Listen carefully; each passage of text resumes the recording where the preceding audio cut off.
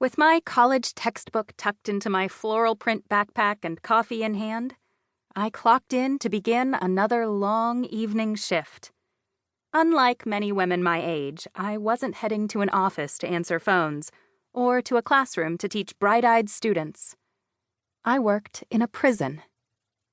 That may sound grim for a 23-year-old woman, but it was all part of my plan.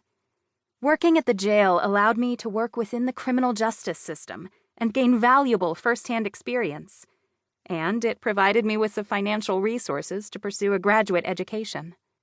I hoped that each of these aspects would help me progress toward landing my dream job as an investigator for a federal law enforcement agency.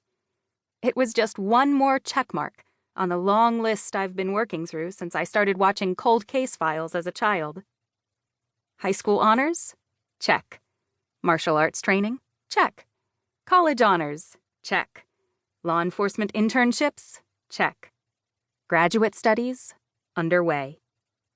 It was Saturday night, and everything seemed normal on the unit, or as normal as it ever was.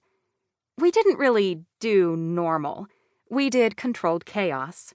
I spent most of my evenings working with juveniles who were classified to the high-risk unit, which meant I worked with some of the most dangerous juveniles in the entire state.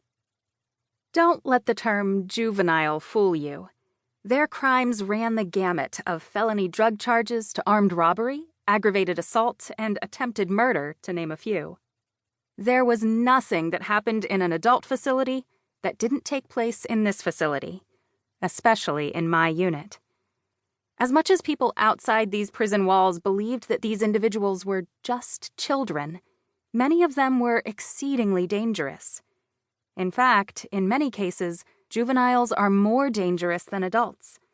They haven't developed impulse control, nor do they typically face longer sentences that would deter them from being violent. A good night for me, my coworker, and the 16 teenage boys we were in charge of meant someone threw the dayroom trash can across the room or broke a television, but no noses were broken or eyes blackened by the inmates. None of this was new to me after a year and a half working here. The chaos had become routine. So I mostly watched the minutes tick by, as every minute without a crisis was 1 minute closer to the end of my shift. I meticulously conducted and documented unit checks, making sure that all the inmates were safe and secure. I looked forward to getting everyone to bed so I could flip through a few pages of my textbook between unit checks.